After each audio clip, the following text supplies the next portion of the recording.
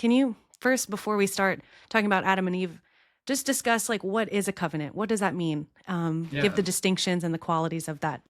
You already gave the basics. You nailed one of the most fundamental parts, which is not an exchange of goods. It's not a contract. It's an exchange of persons.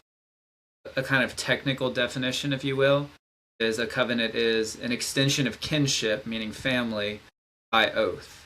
So that Mm. oath part is important. We could talk about that once we get to Adam.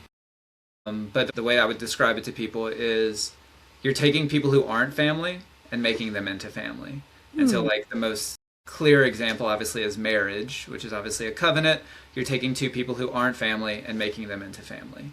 And you're going to see that that happens all throughout Scripture, where God at key moments is making covenants with people, bringing more and more people into his family. Mm.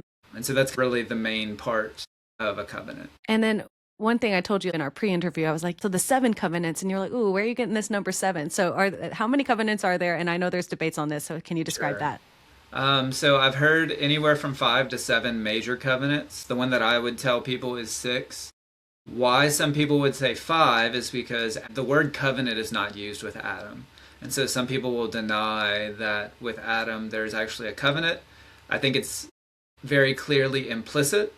All the features of a covenant are there, but it doesn't use the word covenant. So some people would say, oh, there's not a covenant with Adam. Some people would say 7, and I think it's because some people would refer to the prophets who prophesy about a new covenant as a covenant in and of itself, but they're really talking about the future new covenant.